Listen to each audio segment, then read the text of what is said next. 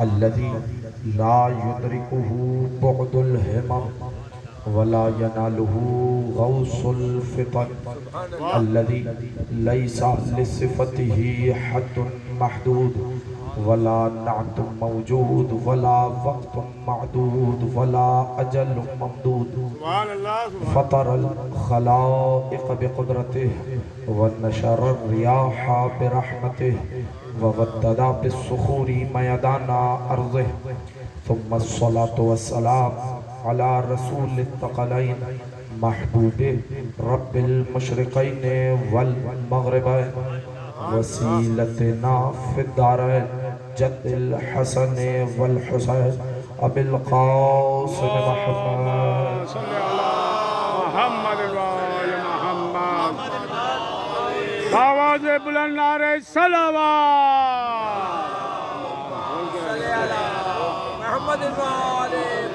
وأهل بيته الطيبين الطاهرين المعصومين المنتجبين المنتخبين المظلومين لا سيما بقية الله في الأرضين ولعنة الدائمة الباقية المستمرة على أعدائهم أجمعين من يوم عداوتهم إلى قيام يوم الدين أما بعد فقد قال الله تبارك وتعالى في كلامه المجيد وفرقانه الحميد وقوله الحق بسم الله الرحمن الرحيم ومن ذريته داود وسليمان وأيوب ويوسف وموسى وهارون كذلك نجزي المحسنين وزكريا ويحيى وعيسى وإلياس كل من الصالحين صلوات اللهم صل على محمد وآل محمد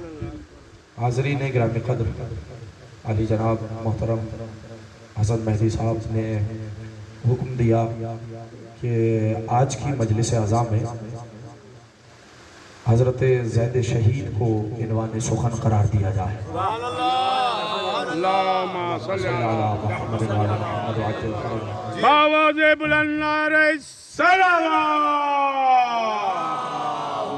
صلی اللہ محمد وآل محمد اور تفصیلاً ہماری بات ہوئی تو انہوں نے کچھ موضوعات کے حوالے سے کہا تو اگر آپ لوگ بیدار ہوں اور ایک نامانوس موضوع ہے لیکن اسے مانوس آپ بنائیں گے انشاءاللہ تو انشاءاللہ اگر یہ سلسلہ اسی طریقے سے رہا تو بتوفیق محمد وآل محمد آپ کی خدمت میں حاضر رہوں گا میں نے 2 آیتوں کی تلاوت کا شرف حاصل کیا پہلا جو ٹکڑا ہے وہ ایک آیت کی آدھی آیت کی تلاوت کا شرف کیا اور اس سے متصل سورہ انعام کی دوسری آیت کی وَمِن ذُرِّيَّتِهِ داود و سلیمان و ایوب و یوسف و موسیٰ و ہارون ہم نے ابراہیم کی ذریت میں سے قرار دیا کتنے نبیوں کا اللہ نے نام لیا ہم نے داود کو ہم نے سلیمان کو ہم نے موسیٰ کو ہم نے ہارون کو ہم نے کس کی ذریت میں سے قرار دیا ہم نے ابراہیم کی ذریت میں سے قرار دیا اور ہم اسی طریقے سے محسنین کو ان کی جزا دیتے ہیں پھر ہم نے زکریا کو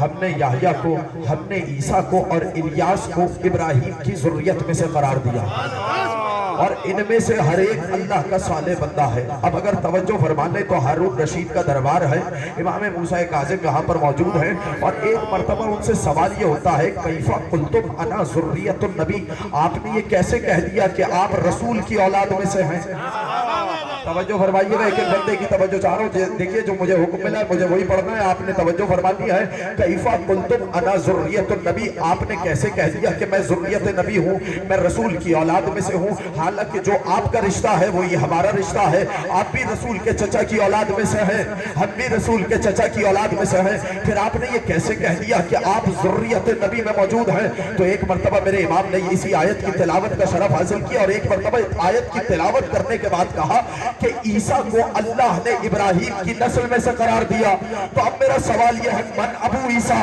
عیسیٰ کا باپ کون ہے نہیں ایسے نہیں ذرا سا توجہ فرمائیے گا من ابو عیسیٰ عیسیٰ کا باپ کون ہے تو ایک مرتبہ کہا عیسیٰ کا تو کوئی باپ نہیں تو کہا یہ بتاؤ کہ عیسیٰ پھر نسل ابراہیم میں کیسے ہوئے بھائی تمہارے بقول نسل چلتی ہے بیٹے سے عیسیٰ کا تو کوئی باپ نہیں ہے، جب باپ نہیں ہے تو وہ نسل ابراہیم میں کیسے آئے؟ کہ عیسیٰ اپنی ماں مریم کی وجہ سے نسل ابراہیم میں ہے۔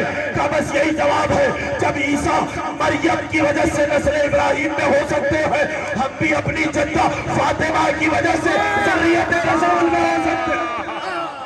نعرہ حیدری، آواز بلند نعرہ صلوات۔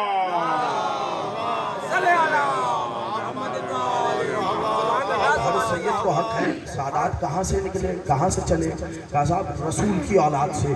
توجہ فرمائیے گا، مجھے 2-3 فقرے آپ لوگ جب تک بیدار ہوں گے، میں چاہ رہا ہوں کہ کچھ آج دوسری باتیں بھی آپ کی خدمت میں عطیہ کروں، لیکن جتنا آپ پہلے بیدار ہو جائیں گے تو اس کے بعد آپ کی خدمت میں عطیہ کرنی ہے، اور یہ ایک ایک سامع کی توجہ چاہ رہا ہوں۔ دیکھیے ہم لوگ تو نسبتوں کے ماننے والے لوگ ہیں، ایسا ہے کہ نہیں ہے؟ ہم لوگ نسبتوں کے ماننے والے لوگ ہیں۔ ہم نے خانہ کعبہ کو چوما کیوں؟ اس لیے کہ اللہ کا گھر ہے۔ توجہ فرمائیے گا، روضہ رسول پہ جا کر جالی کو کیوں چومتے ہیں؟ کہا صاحب رسول کا روضہ ہے۔ امیر المومنین کے حرم میں جا کے جالی کا بوسہ کیوں لیتے ہیں؟ کہا صاحب یہ منسوب ہے امیر المومنین کے ساتھ۔ اچھا چلیے علم کا بوسہ کیوں لیتے ہیں؟ کہا ابو الفضل کے ساتھ منسوب ہے۔ توجہ فرمائیے گا، ایک ایک آدمی کی توجہ چاہ رہا ہوں۔ چلیے اگر آپ ابھی تک متوجہ نہیں ہیں تو امام اعظم نے دیکھا چھٹے امام کو کیسے دیکھا کہ عصا کے ساتھ چل رہے ہیں، تو کہا مولا ابھی تو آپ کی اتنی عمر نہیں ہوئی کہ آپ عصا کو تھامیں۔ توجہ فرمائیے گا، ابھی آپ کی اتنی عمر نہیں ہوئی کہ آپ عصا کا سہارا لیں۔ تو ایک مرتبہ کہا کہ تم نے اس عصا کو معمولی سمجھا، یہ عصا معمولی نہیں ہے بلکہ یہ عصا میرے نانا کا ہے۔ توجہ فرمائیے گا، یہ عصا میرے رسول کا ہے۔ جو ہی سنا کہ یہ عصا رسول خدا کا ہے، فوراً دوڑے ہوئے آئے کہ اے فرزند رسول میں چاہتا ہوں کہ اس عصا کا بوسہ لے لوں۔ جو ہی دوڑتا ہوا آیا تاکہ عصا کا بوسہ لے، امام نے اپنی آستینوں کو الٹ دیا۔ تو لکڑی کا بوسہ لینا چاہتا ہے، ان رگوں میں رسول کا خون دوڑا ہے۔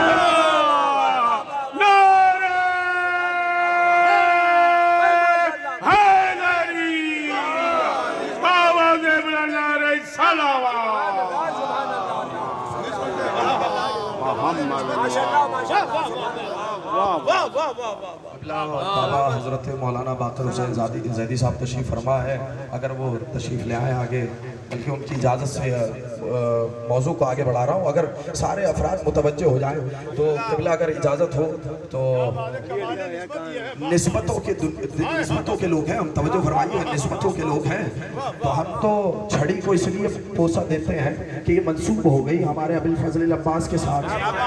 توجہ فرمائیے گا، تو یہ تو وہ اشیاء ہیں جن میں جان نہیں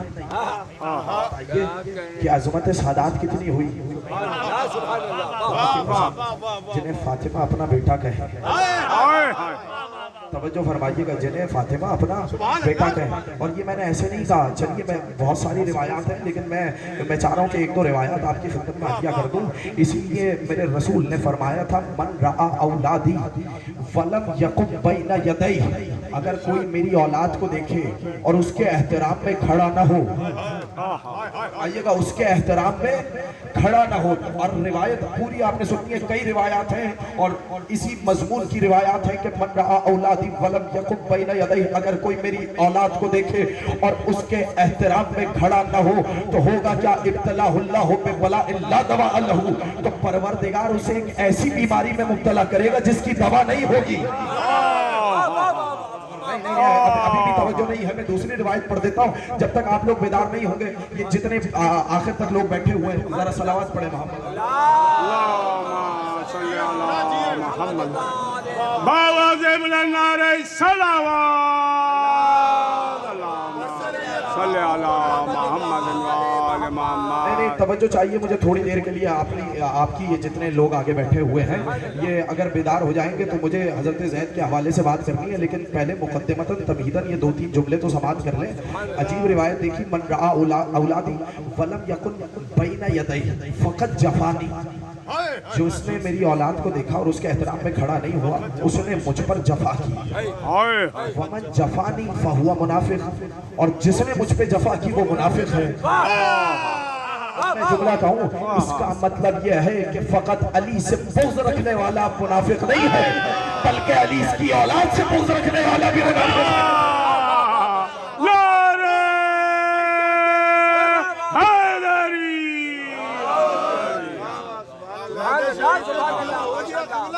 ممدو کی بارگاہ میں اولاد سے بغض رکھنے والا بھی منافق ہے. یہ میرے جملے نہیں ہے.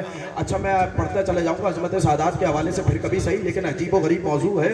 اور جب قیامت میں آئیں گے نا, یہ ایک مرتبہ قیامت میں عرصہ قیامت کو جب تاریکی چھا جائے گی, اولین و آخرین کے لوگ جمع ہیں, تاریکی چھا جائے گی, تو ایک مرتبہ لوگ شکایت کریں گے کہ بار الہ توجہ فرمائیے گا, ایک ایک بندے کی توجہ چاہ رہا ہوں. یہ اتنی تاریکی کس سبب سے ہے؟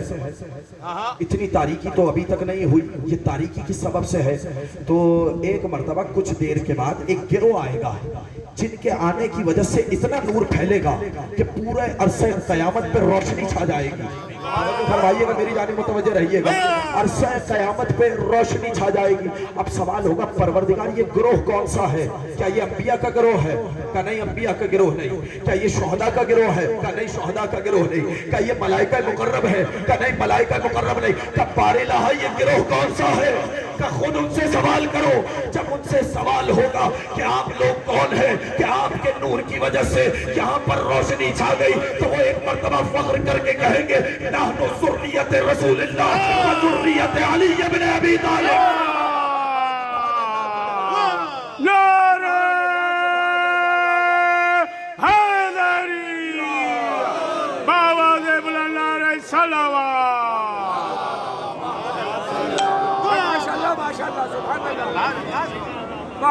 بات پہنچتی رہے, لیکن اب میں کیا کروں. اب یہیں سے گفتگو کا آغاز ہوا ہے. تو سادات کون ہیں جن کی رگوں میں رسول کا لہو دوڑ رہا ہے؟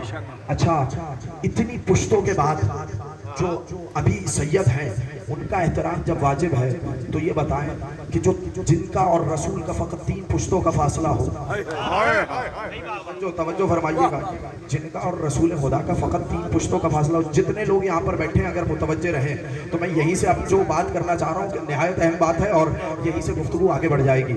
جن کے اور رسول کے درمیان 3 پشتوں کا فاصلہ ہو, کیا یاد نہیں؟ یہودی عالم کے ہوتے ہوئے ایک مرتبہ دربار میں جب پکارا گیا اور جناب زید شہید تشریف لائے, تو یہودی عالم سے سوال کیا حاکم نے کہ یہ بتاؤ کہ یہ یہودی تمہاری عزت کیوں کرتے ہیں؟ کہ یہودی میری عزت اس لیے کرتے ہیں کہ میں داؤد کی نسل سے ہوں. توجہ فرمائیے گا, یہودی میری عزت اس لیے کرتے ہیں کہ میں داؤد کی نسل سے ہوں. کہ اچھا اگر یہودی تمہاری عزت اس لیے کرتے ہیں کہ تم داؤد کی نسل سے ہو, تو یہ بتاؤ تمہارے درمیان اور داؤد کے درمیان فاصلہ کتنا ہے؟ کہ میرے اور جناب داؤد کے درمیان 40 پشتوں کا فاصلہ ہے. تو ایک مرتبہ حاکم نے زید پر فخر کرتے ہوئے کہا یہ ہیں زید ابن علی جن کے اور رسول کے درمیان فقط 3 پشتوں کا فاصلہ ہے. جملہ تو مجھے اب کہنا ہے, اب یہ اگر بیدار ہو جائے جتنے آگے بیٹھنے والے لوگ ہیں میری مدد کریں گے تو میں یہ جملہ ہدیہ کروں.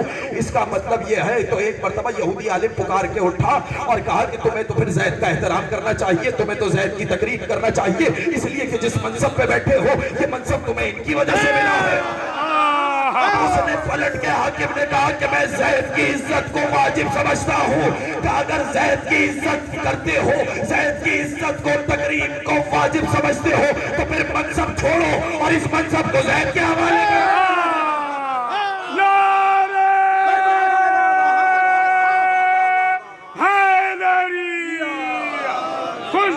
جناب زید شہید علیہ السلام بآواز بلند نعرہ تاریخی جملہ.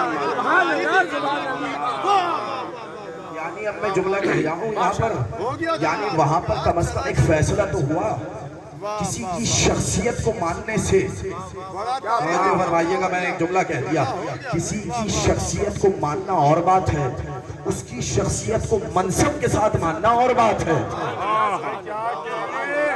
جملہ کہا ہے, شخصیت ماننا اور ہے, شخصیت کو منصب کے ساتھ ماننا اور جب پتہ چلا جناب زید اور ان میں 3 پشتوں کا فاصلہ. لیکن اگر متوجہ ہو جائیں تو جناب زید کی ولادت بھی خدا کی قسم ایک معجزہ ہے. جناب زید کی ولادت بھی ایک معجزہ ہے. میں چاہ رہا ہوں کہ اگر یہ بات پہنچ گئی تو میں کچھ مناسبتیں اور کچھ نسبتیں پڑھنا چاہ رہا ہوں آپ کے سامنے جتنے لوگ بیٹھے ہیں. اور یہ کیسے کہا کہ راوی اس روایت کے جو راوی ہیں وہ ابو حمزہ سمالی، کتنا بڑا نام ہے، اور آل محمد کے ہوتے ہوئے یہ وہ ہستیاں ہیں کہ جو آل محمد سے سیکھ کے فقیہ بنی. یہ آل محمد نے انہیں فقیہ کہا. ابو حمزہ سمالی جیسے لوگ دعائے ابو حمزہ سمالی مفاتیح الجنان میں موجود ہیں، توجہ فرمائیے گا. اور سحر کے وقت پڑھی جاتی ہے، طویل ترین دعائیں. اس میں امام سجاد نے کتنے معرف دیے ہیں آپ لوگوں کو. تو ابو حمزہ سمالی راوی ہے. اب راوی کتنا بڑا ہے توجہ فرمانی ہے. وہ کہتے ہیں لوگوں کا طریقہ یہ تھا، چوتھے امام کے جتنے بھی اصحاب تھے طریقہ یہ تھا کہ جو بھی مدینے سے باہر رہتے تھے جب کعبے کے طواف کو آتے تھے، جب حج بیت اللہ پہ آتے تھے تو حج ادا کرنے کے بعد امام وقت کی زیارت کو آتے تھے. اللہ اکبر. میں نے جملہ کہا ہے، اگر بیدار ہو جائیے جتنے لوگ یہاں پر بیٹھے ہیں مجھے سہارا دیں گے اس موقع پر. ان لوگوں کا طریقہ یہ تھا کہ وہ جب حج بیت اللہ ادا کر چکتے تھے، حج بیت اللہ کی ادائیگی کے بعد آتے تھے امام وقت کی خدمت میں، امام وقت کو سلام کرنے آتے تھے. وجہ کیا ہے؟ حج تو ادا ہو گیا، عبادت تو ادا ہو گئی، واجب تو ادا ہو گیا. یہ اب امام وقت کے پاس حاضری کا مقصد کیا ہے؟ بھائی حج ہو گیا، عبادت ہو گئی، مگر اب تک اس عبادت کی قبولیت کی سند نہیں آئی. اب تک اس عبادت کی قبولیت کی سند نہیں آئی. اس کا مطلب یہ ہے امام کے پاس سلام کرنے کے لیے اس لیے آتے تھے تاکہ اپنی عبادتوں پر قبولیت کی مہر لگوا لے. اب میں جملہ کہوں، یہ جو اب ہم نماز کے بعد سلام کرتے ہیں کربلا کی جانب رخ کر کر، اے حسین آپ پر سلام ہو، کہ ہم فقط حسین پر سلام نہیں پھیرتے بلکہ اپنی نمازوں پر قبولیت کی مہر لگواتے ہیں.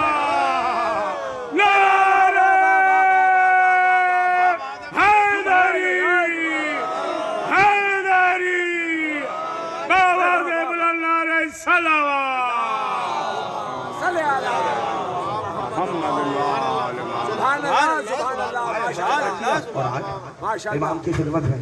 امام کا چہرہ بھی، اب توجہ فرمائیے گا، امام کا چہرہ بھی کھلتا ہوا ہے. امام بھی مسکرا رہے ہیں، امام بھی خوش ہیں. کہ مولا اس خوشی کا سبب کیا ہے؟ کہ میں نے خواب دیکھا ہے. توجہ فرمائیے گا، میں نے ایک خواب دیکھا ہے. دیکھیے یہ معصوم کا خواب ہے. معصوم کے خواب کا خواب غفلت سے تعلق نہیں ہوتا. معصوم کا خواب حقیقت پہ مبنی ہوتا ہے. اگر یقین آئے تو آپ کے جو شعائر ذی الحجہ میں ادا ہوتے ہیں یا آپ کے ایک خواب پہ ٹکے ہوئے ہیں. بھائی ابراہیم نے یہی تو خواب دیکھا تھا کہ اسماعیل کے گلے پر خنجر رکھ دیا ہے. میں نے جملہ کہا ہے، اللہ جانے صاحبان عرفان لوگ بیٹھے، تھوڑا سا بولتے ہوا ہے، ماحول بنائیے تاکہ میں کچھ جملے جو ادا کرنا چاہ رہا ہوں وہ آپ کی خدمت میں ادا کروں. یہ جملے آپ تک پہنچنے چاہیے. تو خواب دیکھا. کہا مولا خواب میں کیا دیکھا؟ کہ میں نے خواب میں دیکھا کہ رسول نے میرا ہاتھ پکڑ کے مجھے جنت میں داخل کیا اور میری شادی ایک حور سے کرائی. جو ایک ایک جملے پہ توجہ چاہ رہا ہوں. میری شادی ایک حور سے کرائی اور اس کے بعد جب میری شادی ہو چکی تو کچھ لمحوں کے بعد مجھے میرے کانوں میں آواز آئی، اے علی ابن الحسین تمہیں زید مبارک ہو. نہیں ابھی بہت سے لوگ خاموش ہیں. اے علی ابن الحسین تمہیں زید مبارک ہو، اے علی ابن الحسین تمہیں زید مبارک ہو. 3 مرتبہ صدا آئی، اے علی ابن الحسین تمہیں زید مبارک ہو. تو اب توجہ فرمانی ہے آپ نے، توجہ فرمانی. اور میں آخری آدمی تک کی توجہ چاہ رہا ہوں اس جملے کے اوپر. اے سجاد اے علی ابن الحسین تمہیں زید مبارک ہو. خواب کی تعبیر کیا ہوئی؟ اگلے ہی دن مختار نے کنیز بھجوا دی جس کا نام حوریہ تھا. توجہ حورا، بہت سے لوگوں نے حورا نام رکھا، بہت سے لوگوں نے حوریہ رکھا. شادی کس سے ہوئی؟ حور سے.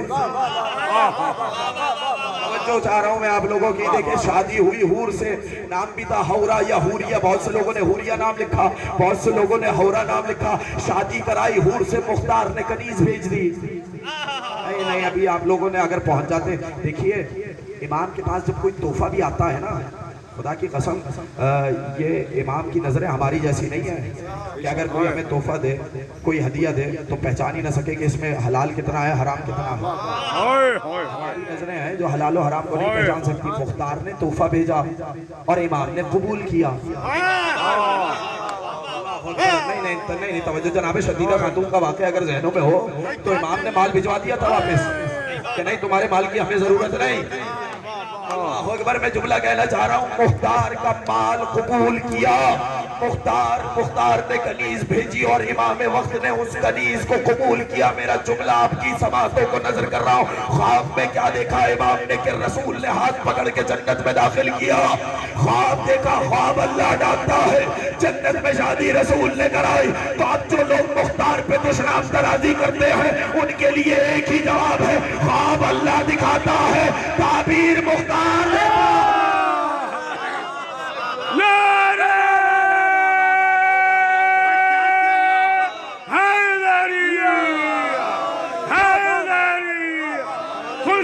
جناب مختار علیہ السلام بآواز بلند نعرہ صلوات. صلی علی محمد ماشاءاللہ ماشاءاللہ سبحان اللہ. مختار بھائی کیا الہی کی تکمیل کس سے ہوئی؟ بھائی مختاری نے تو کنیز بھیجی. ایسا ہے کہ نہیں ہے؟ سارے لوگ توجہ کریں. تو جناب مختار نے کنیز بھیجی. اب میں کیا کہوں, یہ جناب حورا یا حوریہ کا لقب جو ہے, اب میں ایک جملہ کہنا چاہ رہا ہوں اور اگر آپ لوگ بیدار ہو جائیں سارے. دیکھیے خدا کی قسم یہ انتخاب کتنا عمدہ انتخاب تھا. میں نے عالم شاہ جی کے ہاں بھی آیت پڑھی تھی اور یہ آیت دوبارہ آپ کی خدمت میں ہدیہ کر رہا ہوں. جناب مریم سے خطاب ہوا, ان اللہ اصطفاکی وطہرکی واصطفاکی علی نساء العالمین. مریم کو قرآن نے 2 دفعہ چنا. ایسا ہے کہ نہیں ہے؟ ہم نے 1 دفعہ چنا. ان اللہ اصطفاکی, اللہ نے تمہیں چنا. وطہرکی, تمہیں طاہر کیا. واصطفاکی علی نساء العالمین, اور پھر تمہیں تمام عالمین کی عورتوں پر چنا. بھائی 1 دفعہ تو سمجھ میں آتا ہے, توجہ ہے یا نہیں ہے؟ 1 دفعہ تو سمجھ میں آتا ہے کہ جناب مریم کی ہستی کتنی بڑی ہستی ہے. بیت المقدس میں کتنے عرصے انہوں نے عبادت گزاری کی. لیکن یہ دوسری دفعہ استعفا کیوں کیا؟ صاحب انہیں امام وقت کے ناصر کی ماں ہونا تھا. یہاں پر یہ جتنے بیٹھے میرے ساتھ بولتے ہوئے آئے, نہیں بھائی مجھے احساس دلائیے گا. میں نے ایک جملہ کہا ہے کہ بھائی کس کی ماں ہونا تھا؟ عیسیٰ کی ماں. عیسیٰ کون ہے؟ آپ کے زمانے کے امام کے ناصر ہیں. جو فرمائیے گا, اس لیے اللہ نے مریم کا انتخاب کیا. ابھی بھی یقین نہیں آتا, اب سمجھ میں آیا علی نے عقیل سے کیوں کہا تھا میرے لیے ایک بہادر خاندان میں رشتہ تلاش کرو, مجھے عباس کی ماں چاہیے. ارے تھوڑا سا بولیے گا. اس کا مطلب پتا چلا, امام کے ناصر کی ماں انتخاب سے آتی ہے, اتفاق سے نہیں آتی.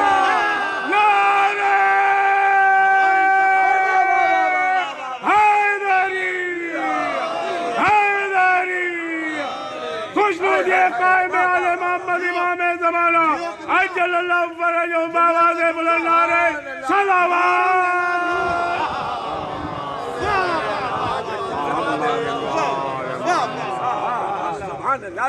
سارے لوگ اب تو سارے لوگ بیدار ہو جائیں. تو اب سمجھ میں آیا کہ امام وقت کے ناصر کی ماں انتخاب سے آتی ہے. کیا کہنے یہ جملہ اگر پہنچ گیا ہو, اتفاق سے نہیں آتی. یہ امام باقر نے کہا تھا, اور کیا کہا تھا؟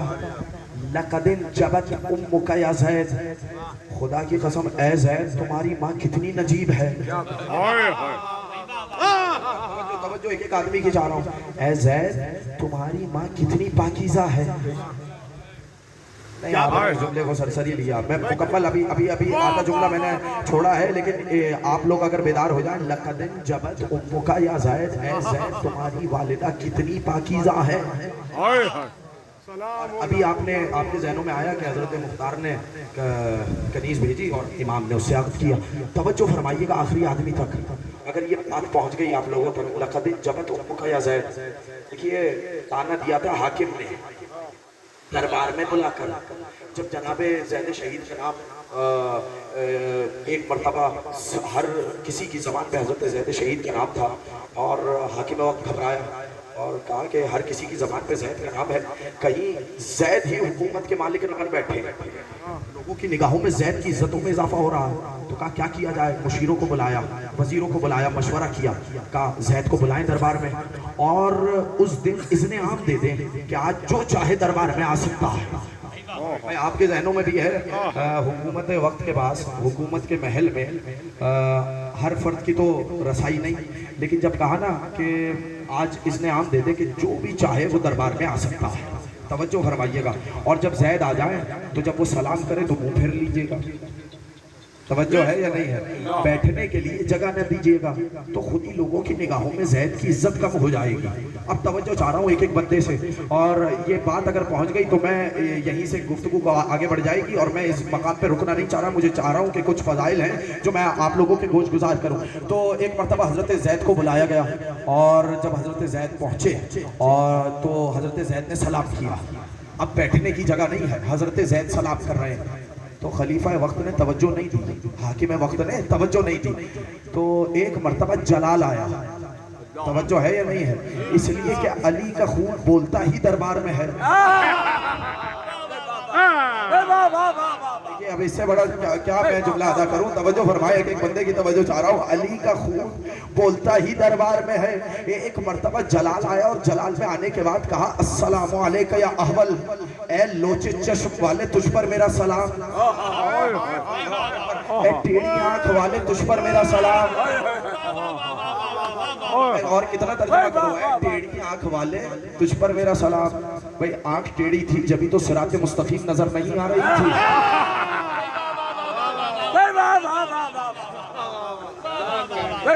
جبھی تو صراط مستقیم نظر نہیں آ رہی تھی۔ ایک مرتبہ جب بھرے دربار میں حاکم وقت کو اس طرح خطاب کیا نا تو دربار میں زلزلہ آیا، اور غصے میں آنے کے بعد اس نے تیزی سے کہا اے زید، کیا تم اپنے آپ کو خلافت کے قابل سمجھتے ہو؟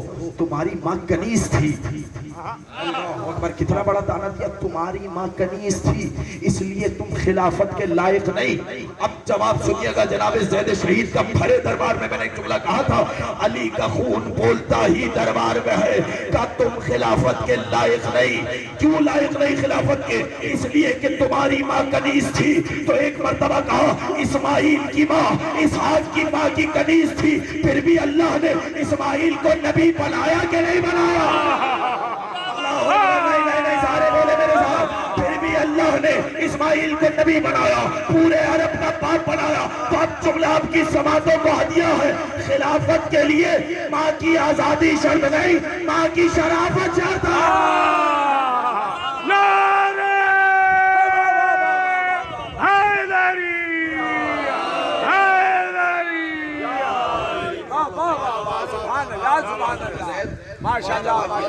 جب تم کا یا زید امام باقر کا جواب ذہنوں میں رہے کہ آپ کی والدہ کتنی پاکیزہ ہے، سنیں گے کون کون سے تیر۔ ایک عباس جب مشکیزہ بھر کے چلے تو ایک مرتبہ حرملہ کا تیر آیا، مشکیزے پہ لگا، مشکیزہ چھت گیا، تو مشکیزے سے پانی نہیں بہا، عباس کی آرزو بہ گئی۔ یہ ایک تیر تھا، دوسرا تیر وہ تھا کہ جو گلوے علی اصغر پہ لگا، تیسرا تیر وہ تھا کہ جب حسین زین سے زمین پہ آنے والے تھے، ایک تیر آیا جو سید الشہداء کی پیشانی پہ لگا۔ اب جملہ سنیں گے۔ اور چوتھا تیر وہ ہے کہ جب زید جنگ کر رہے تھے تو غروب آفتاب کے نزدیک ایک سنسناتا ہوا تیر آیا جو جناب زید کی پیشانی پہ لگا اور دماغ تک اثر کر گیا۔ جناب زید ایک مرتبہ تڑپ رہے ہیں۔ اب میں جملہ کہوں، مجھے جو حکم ملا ہے وہ میں مصحف پڑھنے، مجھے 2-3 جملے پڑھنے، زیادہ میں نہیں پڑھوں گا، لیکن ایک سنسناتا ہوا تیر آیا جناب زید کی پیشانی پہ لگا، جناب زید تڑپ رہے ہیں۔ اب جملہ سننا، جناب یحییٰ یہ منظر دیکھ رہے ہیں، بس یہاں پر باپ بیٹے کے سامنے تڑپ رہا ہے، کربلا میں بیٹا باپ کے سامنے تڑپ رہا تھا۔ اجرکم اللہ، اجرکم اللہ۔ خدا آپ کو کوئی غم نہ دے سوائے غم مظلوم کربلا کے۔ مولا آپ لوگوں کی آواز پر اپنی رحمت اور برکت نازل فرما۔ کون ہے علی اکبر؟ میں کہوں اہل حرم کا اقبال ہے علی اکبر۔ کون علی اکبر؟ ہم شکل پیغمبر علی اکبر۔ کون علی اکبر؟ ام لیلہ کا چاند علی اکبر۔ اجرکم اللہ، اجرکم اللہ۔ خدا آپ کو کوئی غم نہ دے سوائے غم مظلوم کربلا کے۔ ام لیلہ کا چاند علی اکبر۔ میں بتاؤں کون علی اکبر؟ جسے 18 برس حسین نے نہیں پالا بلکہ زینب نے پروان چڑھایا. یہی وجہ ہے کہ جب اجازت کے لیے آئے تو کہا بیٹا پہلے اپنی پھوپھی سے تو اجازت طلب کر لو. آئے پھوپھی اماں سے اجازت طلب کی، بس 2 جملے سنیے گا. لیکن راوی اتنا کہتا ہے کہ جب علی اکبر خیمے سے نکلنا چاہتے تھے تو کبھی خیمے کا پردہ اٹھ جاتا تھا، کبھی گر جاتا تھا. ایسا لگتا تھا جیسے کسی بھرے گھر سے کسی جوان کا جنازہ نکل رہا. اجرکم اللہ، اجرکم اللہ. آئے علی اکبر خیموں سے باہر آئے. حسین نے مقتل کی جانب بھیجتے ہوئے ایک جملہ کہا، آسمان کی جانب رخ کر کے کہا بار الہ گواہ رہنا اب میں مقتل میں اسے بھیج رہا ہوں جو صورت میں، سیرت میں، رفتار میں، گفتار میں، کردار میں بالکل تیرے رسول کے مشابہ تھا. جب کبھی ہم رسول خدا کی زیارت کے مشتاق ہوتے تھے تو علی اکبر کے چہرے کی زیارت کر لیا کرتے تھے. اجرکم اللہ، اجرکم اللہ. نہیں تھوڑا سا آوازوں کو بلند کیجئے، اس لیے کہ آپ کی آوازیں معصوم کو بہت پسند ہے. میرا چھٹا امام کہتا ہے اللہم ارحم تلک الصرخۃ التی کانت لنا، پروردگار ان چیخوں پہ رحم نازل فرما جو ہمارے لیے بلند ہوتی ہے. اجرکم اللہ، اجرکم اللہ. ایک مرتبہ اجازت دی، علی اکبر چلے مقتل کی جانب. لیکن ابھی چند ہی قدم بڑھے تھے کہ پیچھے سے کسی کے چلنے کی آواز آئی. اب جو اکبر نے مڑ کے دیکھا آنے والا اور کوئی نہ تھا، 57 برس کا ضعیف حسین کمر کو تھامے ہوئے یا بنیا مہلا مہلا، یا بنیا مہلا مہلا، اے میرے لالا عزہ، اے میرے لالا عزہ. اکبر اترے، ہاتھوں کو جوڑ کے کہا بابا آپ تو مجھے رخصت کر چکے تھے، یہ ساتھ آنے کی زحمت کیوں فرمائے؟ اکبر کاش تو صاحب اولاد ہوتا، تجھے پتا چلتا باپ کے دل میں جوان بیٹے کی کتنی محبت ہوتی ہے. اجرکم اللہ، اجرکم اللہ، اجرکم اللہ، اجرکم اللہ. اکبر کو رخصت کیا، جاؤ اکبر خدا حافظ. اکبر جنگ کرتے کرتے 2 مرتبہ میدان سے آئے. ایک منظر پتا ہے کہ جب علی اکبر جنگ کر رہے تھے حسین ایک بلند ٹیلے سے علی اکبر کی جنگ دیکھ رہے تھے. علی اکبر کی جنگ حسین دیکھ رہے تھے. حسین کی نظریں علی اکبر پر تھیں، فضہ کی نظریں حسین پر تھیں، زینب کی نظریں فضہ پہ تھیں. ایک مرتبہ جنگ لڑتے جا رہے ہیں کہ اتنے میں امام حسین کے چہرے کا رنگ بدلا. دوڑتے ہوئے آئے، کہنے لگے فضہ علی اکبر کی ماں سے کہو کہ علی اکبر کے لیے دعا مانگے. اجرکم اللہ، اجرکم اللہ. اس لیے کہ ایک نامی گرامی پہلوان اکبر کے مقابلے پہ آیا ہے، ذرا اکبر کی ماں سے کہو اکبر کے لیے ایک مرتبہ دعا مانگے. اکبر کی ماں نے مسلح کو بچھایا، بالوں کو کھول کے کہا یا رابطہ یوسف علیہ یعقوب، اے یوسف کو یعقوب سے ملانے والے مجھے میرے علی اکبر سے ملا دے. اجرکم اللہ، اجرکم اللہ. اکبر واپس آئے. اب جملہ سنیں گے، بس میں نے ختم کیا. اکبر واپس آئے لیکن